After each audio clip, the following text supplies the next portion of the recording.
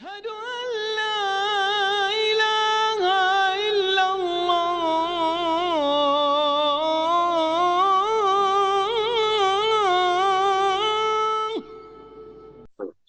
بسم الله الرحمن الرحيم. الحمد لله رب العالمين، والصلاة والسلام على رسوله الكريم، اما بعد۔ اللہ تبارک و تعالیٰ پر حمد و ثنا اور اس کے نبی کریم صلی اللہ علیہ وسلم پر بے شمار بے حد بے عدد درود و سلام کے بعد آج ہماری گفتگو باب نمبر 53 پر ہوگی، یعنی کتاب التوحید کے جو سلسلے وار ابواب ہیں، مسائل ہیں، ان میں سے باب نمبر یا مسئلہ نمبر 53 شیخ الاسلام مجدد محمد ابن عبد الوہاب رحمہ اللہ فرماتے ہیں، باب لا یقول عبدی و امتی، مطلب یہ کہ اس مسئلے کا بیان کہ بندے کو چاہیے کہ وہ یہ نہ کہے کہ فلاں میرا بندہ ہے یا میری بندی ہے، میرا بندہ اور میری بندی، ایسے نہ کہے۔ یعنی ادھر اس سے مراد کیا ہے؟ یعنی میرا بندہ میری بندی، یعنی ایک عام مثال لے لیجیے، ایک آدمی ہے جس کے گھر پر نوکر پائے جاتے ہیں، تو کہے گا کہ میں اپنے بندے کو بھیجتا ہوں، یا یہ میرا بندہ ہے اور یہ نوکرانی جو ہے یہ میری بندی ہے، خادم خادمہ کو کہے سے۔ شیخ الاسلام مجدد محمد ابن عبد الوہاب فرما رہے ہیں کہ لا یقول، اس مسئلے کے بیان کہ بندہ یا ایک انسان یہ نہ کہے کہ میرا بندہ اور میری بندی، ایسے کہنے سے کیا ہے؟ ممانعت ہے۔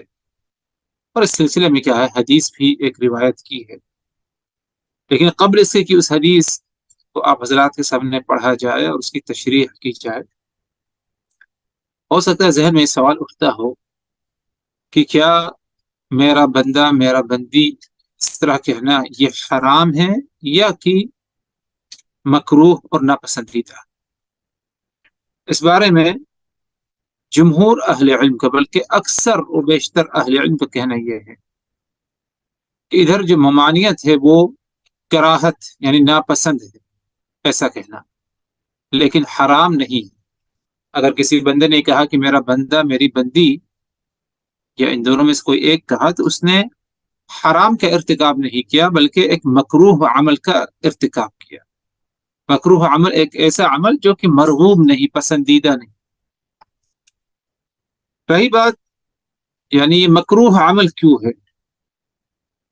کیونکہ اللہ رب العزت کی تعظیم، احترام، ادب یہ پایا جانا چاہیے، اور کوئی بھی ایسا عمل نہ پایا جائے کہ جس عمل کو کرنے سے انسان آگے بڑھ سکتا ہے یہاں تک کہ وہ اللہ تبارک و تعالی کی ذات کے ساتھ توہین کر بیٹھے یا شرک میں مبتلا ہو جائے۔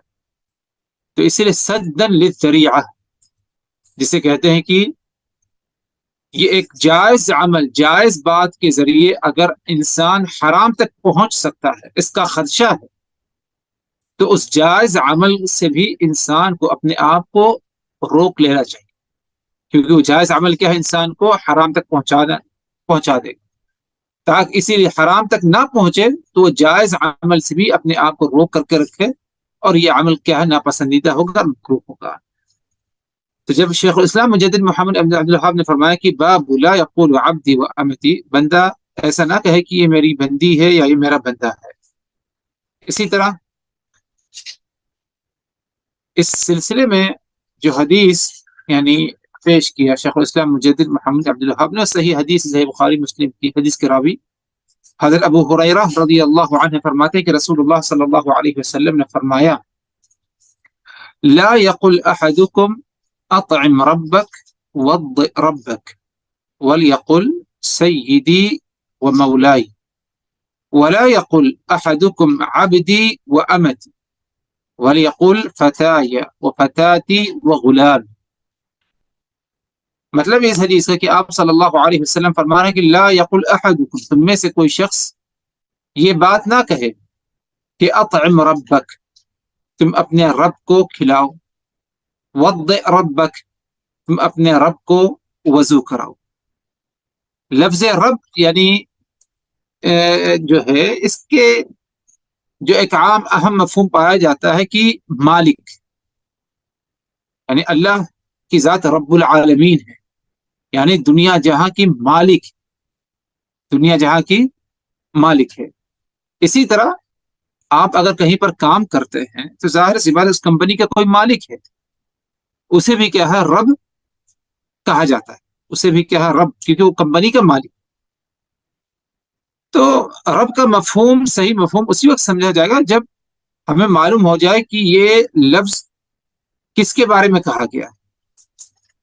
اگر اللہ رب العالمین کے بارے میں، اللہ کی ذات کے بارے میں رب کہا گیا، ظاہر سی بات ہے ادھر رب سے مراد کہ دنیا جہاں کا مالک۔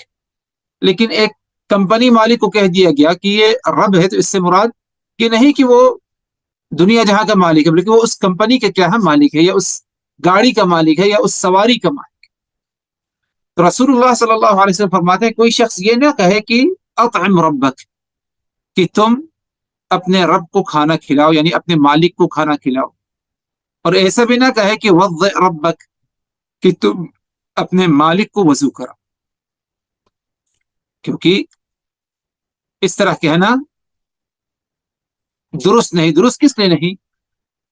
کیونکہ پہلی فرصت میں جب انسان سنے گا یہ بات اطعم ربک، اپنے رب کو کھانا کھلاؤ، تو ذہن اس کا جا سکتا ہے رب کا لفظ جب آیا، اپنے رب، تو انسان کا جو اصل رب ہے، مالک ہے، وہ اللہ تبارک و تعالیٰ کے ساتھ۔ تو کہیں اس میں غلط فہمی میں انسان مبتلا ہوتے ہوئے یہ نہ سمجھ لے کہ سامنے والا ہمیں رب العالمین کو کھلانے کو کہہ رہا ہے۔ وضع ربک، رب کو وضو کراؤ، یعنی مالک کو وضو کراؤ، تو سننے والا یہ نہ سمجھے کہ رب العالمین کو وضو کرنے کے ہے بول۔ تو اس قسم کی تشویش ذہن میں نہ پیش آئے، لوگوں کا عقیدہ خراب نہ ہو، اس لیے کہ رسول اللہ صلی اللہ علیہ وسلم نے فرمایا، منع فرمایا۔ آگے فرمایا آپ صلی اللہ علیہ وسلم نے وَلْيَقُلْ سَيِّدِي وَمَوْلَاي، بلکہ اگر کسی کو کہنا تو کہے کہ سیدی، میرے سید، یعنی میرے مالک، اور کہہ سکتا ہے میرے مولا کہہ سکتا ہے۔ آگے فرماتے ہیں آپ صلی اللہ علیہ وسلم وَلَا يَقُلْ أَحَدُكُمْ، اور اسی طرح تم میں سے کوئی شخص یہ نہ کہے کہ عبدی و امتی، یہ میرا بندہ اور یہ میری کیا ہے بندی ہے، ایسے بھی نہ کہے۔ وَلْيَقُلْ، بلکہ یوں کہے فتایا و فتاتی و غلامی، یہ میرا لڑکا ہے، یہ میری لڑکی ہے، اور یہ میرا غلام ہے۔ یہ میرا لڑکا ہے اور یہ میری لڑکی ہے اور یہ میرا غلام ہے۔ تو یہ نہ کہے کہ یہ میرا بندہ ہے، کیونکہ بندگی اگر اصل طور پر دیکھی جائے تو صرف اور صرف کیا ہے اللہ رب العالمین کی کیا ہے بندگی ہے۔ تو اس حدیث سے معلوم پڑا کہ انسان بعض الفاظ سے اسے کہنے سے کیا ہے روکا گیا ہے، کیونکہ ان الفاظ کا اہتمام کرنا اور کہنے سے کیا ہے انسان کا عقیدہ خراب ہو سکتا ہے، وہ جو ہے کسی بدعقیدگی میں کیا ہے مبتلا ہو سکتا ہے۔ اسی لیے کیا ہے آپ صلی اللہ علیہ وسلم نے کیا ہے اس سے روکا۔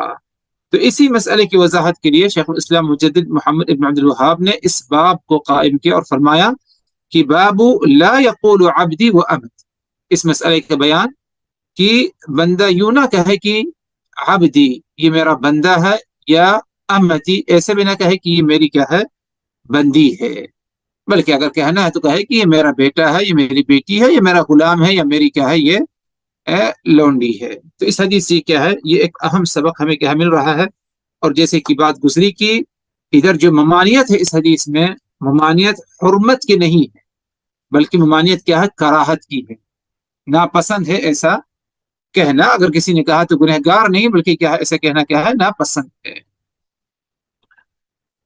ادھر ایک بات اور بتاتے چلیں آپ کو کہ اگر بندہ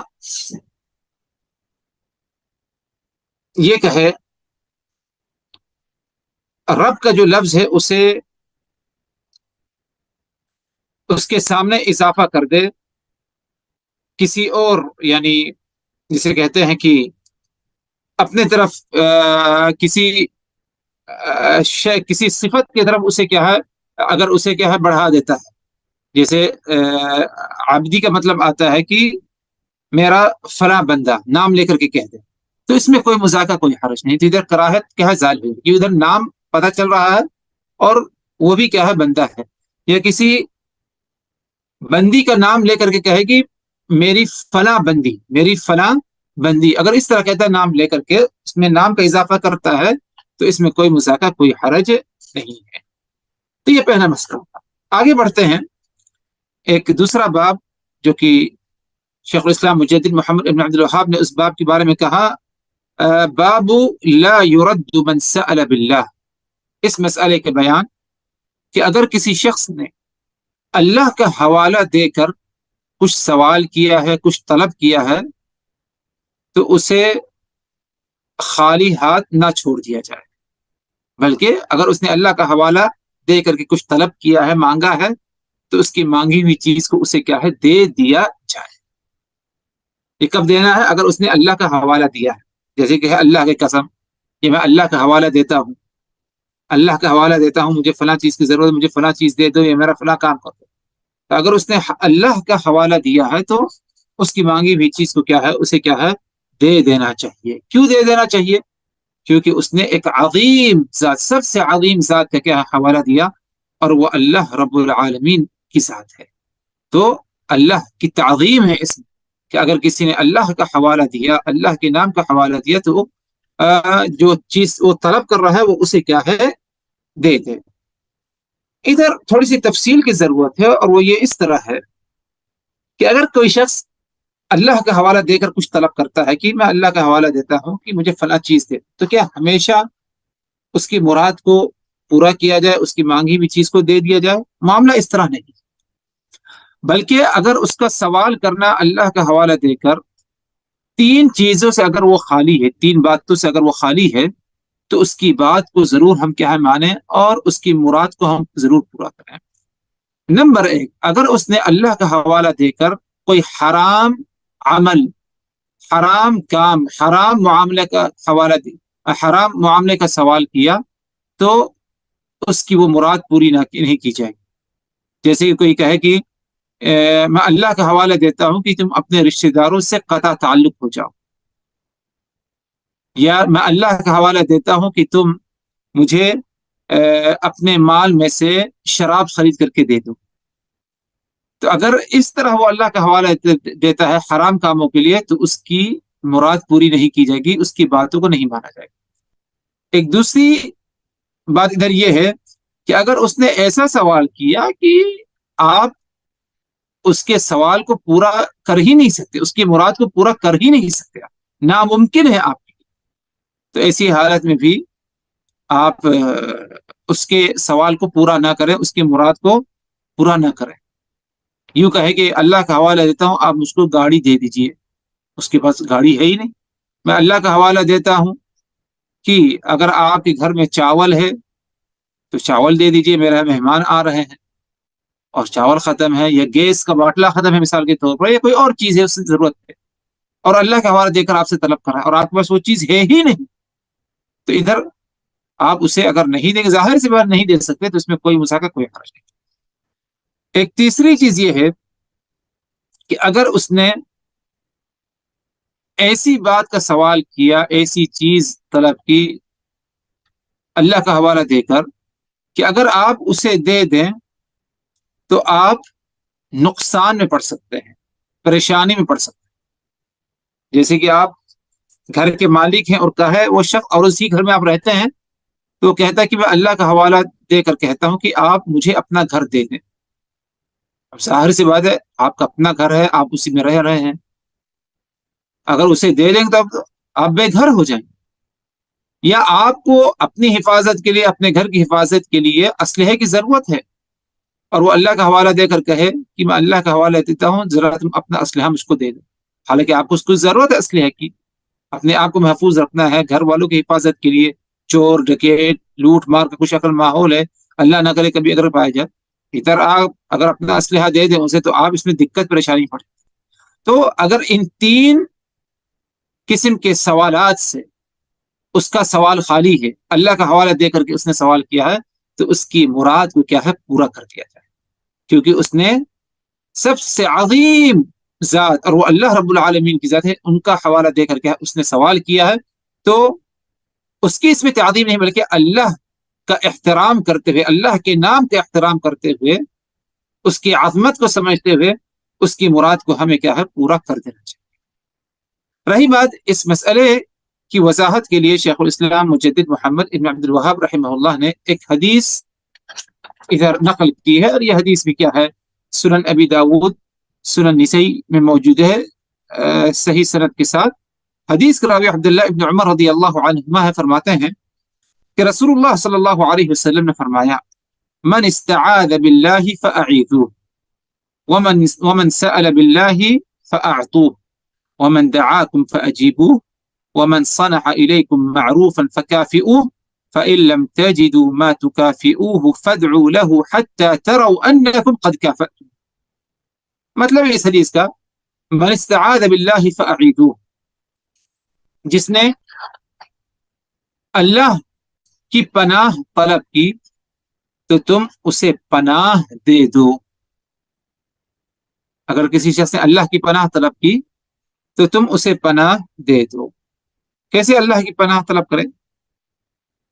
یعنی میں تمہارے شر سے یا فلاں کے شر سے اللہ کی پناہ طلب کرتا ہوں۔ کوئی انسان پریشان حال ہے، کوئی اسے تکلیف پہنچا رہا ہے، تو اسے اللہ کی پناہ کی ضرورت ہے، اللہ کی حفاظت کی ضرورت ہے، اور وہ آپ کے سامنے آ کر کہتا ہے میں اللہ کی پناہ طلب کرتا ہوں فلاں کے شر سے، اور آپ اس کی حفاظت کر سکتے ہیں یا اس سے شر کو روک سکتے ہیں، تو آپ کو چاہیے کہ آپ اس کو پناہ دیں، اس کی حفاظت کریں، اور شر سے اسے کیا ہے بچانے کی کیا ہے کوشش کریں۔ لیکن ادھر بھی یاد رکھیے کہ اگر وہ پناہ طلب کرتا ہے تو دو قسم کی پناہ سے اس کی پناہ کیا ہے خالی ہو۔ نمبر ایک، اگر اس نے اللہ رب العالمین کے حقوق سے متعلق پناہ طلب کی ہے تو اس سے پناہ نہ دیا جائے۔ وہ کیسے؟ ایک شخص پنج وقتہ نماز کا پابند ہے، اور نماز کا وقت ہوا، اس نے سامنے والے کو چھوڑا، بھائی اب میں کچھ نہیں سمجھتا، پہلے میں نماز پڑھوں گا جماعت کے ساتھ، اس کے بعد تمہارا کام کر کے دوں گا۔ وہ کہے اعوذ باللہ، اللہ کی پناہ ہے تم سے، تم میرا کام کر کے دو، تم جا رہو نماز پڑھنے۔ تو ادھر اس نے اللہ تبارک و تعالی کے حق کو کیا ہے معمولی سمجھا۔ تو ایسا شخص اگر پناہ طلب کرتا ہے تو اسے کیا ہے پناہ نہ دیا جائے، کیونکہ اللہ رب العالمین کا حق سب سے اعلیٰ ہے، اور اس حق کو سب سے پہلے انجام دینا ہے۔ اسی طرح اگر اس نے جرم کا ارتکاب کیا، گناہ کا ارتکاب کیا، کسی کا ناحق قتل کیا مثلا، اور وہ پناہ طلب کرتا ہے اللہ کی آپ کے پاس آ کر، تو اسے پناہ نہ دیا جائے۔ آپ کو معلوم ہے کہ فلاں ابن فلاں کا قاتل ہے، اور وہ آ کر کے کہے اعوذ باللہ منک ان تخبر عنی، میں اللہ تبارک و تعالی کی پناہ طلب کرتا ہوں اور تم سے یہ التجا کرتا ہوں کہ تم میرے بارے میں پولیس کو نہ بتاؤ، تو ایسی حالت میں اسے پناہ نہ دی جائے، ایسی حالت میں اس کو پناہ دی جائے۔ اگر یہ دو قسم کے معاملات سے اس کی پناہ خالی ہے تو اسے کیا ہے ہر حال میں ہمیں کیا ہے پناہ دینی چاہیے، ہر حال میں ہمیں کیا ہے اسے پناہ دے دینی۔ آپ صلی اللہ علیہ وسلم نے فرمایا کہ من استعاذ باللہ فاعیذوہ، جس شخص نے اللہ کی پناہ طلب کی تو تم اسے پناہ دے دو۔ اور ظاہر سی بات ادھر بھی اللہ تبارک و تعالی کی تعظیم، کیونکہ وہ کسی اور کی پناہ نہیں طلب کر رہا، بلکہ کس کی پناہ میں آنا چاہتا ہے؟ وہ اللہ رب العالمین رب العزت کی پناہ میں آنا چاہتا ہے، تو ہمیں اس کی کیا مدد کرنی چاہیے۔ آگے فرمائے آپ صلی اللہ علیہ وسلم نے وَمَن سَأَلَ بِاللَّهِ فَأَعْطُوهُ، اور جس شخص نے اللہ کا حوالہ دے کر اللہ کے نام سے سوال کیا تو تم اسے دے دو، تو تم اسے دے دو۔ یہ بات الگ ہے کہ کبھی کبھار انسان کے بارے میں ہمیں یقین ہوتا ہے کہ وہ اللہ کا حوالہ دے رہا لیکن وہ جھوٹا ہے، یعنی عام طور پر ہوتا ہے ہندوستان میں زیادہ دکھتا ہے اللہ واسطے ہمیں دے دو، اللہ واسطے ہمیں دے دو، اور ہمیں معلوم ہے کہ یہ اس کا ایک پیشہ بن گیا، تو ایسے لوگوں کے سوال کی ہم پرواہ نہ کریں۔ یعنی اللہ واسطے ہمیں وہ بھی اسی حدیث سے کیا ماخوذ ہے کہ کسی نے بتا دیا بھائی یہ فضیلت لوگوں کے کانوں تک ہے، تو اب اس کا غلط استعمال کرنا، اللہ واسطے دے دو، سامنے والے کو معلوم ہے کہ اللہ کے واسطہ دینے سے روکنا نہیں چاہیے، تو وہ ضرور دے دیں۔ تو اگر کوئی اس کا غلط فائدہ اٹھاتا ہے اور آپ کو یقین ہے تو اس کی مراد کو ہمیں پورا نہیں کرنا چاہیے۔ آگے فرمایا آپ صلی اللہ علیہ وسلم نے وَمَنْ دَعَاكُمْ فَأَجِيبُوا، اور تم میں سے اگر کوئی تمہیں دعوت دے تو اس کی دعوت کو ضرور قبول کرو۔ کون سی دعوت؟ دعوت دو قسم کی ہوتی ہے، ایک دعوت ہوتی ہے خاص دعوت جو کہ ولیمے کی دعوت ہوتی ہے، یعنی نکاح کی دعوت، نکاح کی دعوت جو ولیمہ بھی کہلاتا ہے ہمارے عرف میں۔ تو اگر کسی نے نکاح کی دعوت، شادی کی دعوت یا ولیمے کی دعوت دی تو اس کی دعوت کو ضرور قبول کرو، اس کی دعوت کو رد نہ کرو۔ یہ بات الگ ہے کہ اگر آپ نہیں پہنچ سکتے ادھر تک یا کوئی مجبوری ہو گئی، آپ کا آفس کا ٹائم میں آپ نہیں نکل سکتے، آپ کو اجازت نہیں ملی، بات الگ ہے۔ لیکن اگر آپ کا ادھر حاضر ہونا ممکن ہے، کوشش کریں گے تو ممکن ہو سکتا ہے، تو آپ اس کے ولیمے کی دعوت کو ضرور قبول فرمائیں، کیونکہ ایک دوسری بعض اور احادیث میں آتا ہے جس میں یہ لفظ فل یوجب یعنی لازمی ہے، اور یہ چیز واجب ہے، فرض ہے، اگر کسی کو ولیمے کی کیا ہے دعوت ملے تو اس کی دعوت کو ضرور قبول کرے، دعوت پر ضرور حاضر کرے۔ یعنی اگر آپ سمجھتے ہیں یعنی بھائی یہ کیا دعوت کا اہتمام کرے گا، اس کی اتنی حیثیت ہی نہیں، آپ کے مزاج کے مطابق شاید اس کے یہاں کھانا عمدہ نہ بن سکے، لیکن تب بھی اس کی دعوت کو کیا ہے قبول کرنا ہے۔ یہ ایک مسلمان کا دوسرے مسلمان پر حق ہے۔ ایک دوسری قسم کی دعوت جو کہ ولیمے کی دعوت نہ ہو، کسی اور خوشی کی دعوت، عقیقہ ہو گیا، بیٹا ہو گیا، اس کے لیے اس نے کیا ہے دعوت کی ہے، جاب مل گئی یا پرموشن، اس کا رتبہ بڑھ گیا، سیلری میں اضافہ ہو گیا، یا کوئی اور خوشی ہو گئی، کہیں اور کامیابی اسے حاصل ہو گئی، تو ایسی حالت میں بھی ایسے شخص کی دعوت قبول کر لی چاہیے۔ کیا یہ دعوت قبول کرنا واجب ہے یا کہ سنت ہے؟ زیادہ تر اہل علم نے کہا کہ مستحب اور سنت ہے، اور اہل علم کی ایک جماعت نے کہا کہ واجب ہے، اور واللہ اعلم زیادہ صحیح قول یہی لگتا ہے کہ مسلمان کی طرف سے اگر آپ کو دعوت ملتی ہے کھانے پینے اور جائز معاملہ ہے، جائز خوشی ہے، تو ہمیں چاہیے کہ اس کی دعوت پر ہم لبیک ضرور کہیں اور اس کی دعوت میں شامل ہونے کے لیے حاضر ضرور۔ یہ بات الگ ہے کہ اگر کوئی مجبوری ہے تو کوئی بات، کیونکہ یہ مسلمان کا ایک دوسرے مسلمان پر کیا ہے حق ہے۔ آگے آپ صلی اللہ علیہ وسلم نے ایک آخری بات فرمائی وَمَنْ صَنَعَ إِلَيْكُمْ مَعْرُوفًا فَكَافِئُوهُ، تمہارے ساتھ اگر کسی نے بھلائی کا معاملہ کیا تو تم اسے اس کا بدلہ ضرور دو۔ یعنی آپ کسی آفس میں گئے اپنا کچھ کام کروانے کے لیے، اور سامنے جو امپلائی تھا اس کی ڈیوٹی ختم ہو رہی ہے، لیکن اس کے باوجود اس نے آپ کا کام کر کے دیا، ٹائم اضافہ لگایا، ایک احسان کیا آپ کے ساتھ، تو آپ اسے اس کا بدلہ ضرور، اس نے آپ کے ساتھ بھلائی کی۔ اب راستے سے گزر رہے ہیں، آپ کی گاڑی خراب ہو گئی، دوسرا ایک بندہ اجنبی بندہ گزرا، اس نے آپ کو پریشان حال دیکھا، اپنی گاڑی روک کر کے اس نے آپ کی مدد کی، گاڑی بنا دی، ٹائر پنچر، ٹائر آپ کا بدلوا دیا، اس نے آپ کے ساتھ کیا ہے احسان کیا، بھلائی کا کام کیا۔ تو ہمیں یہ تعلیم دی گئی فَكَافِئُوهُ، تو ہم اسے اس کا بدلہ ضرور دیں۔ کس چیز سے بدلہ دیں؟ کم از کم ہم اسے شکریہ کہہ سکتے ہیں، جزاک اللہ کہہ سکتے ہیں، اور کوئی اچھی دعا یعنی دعائیہ کلمات سے ہم اسے کیا نواز سکتے ہیں۔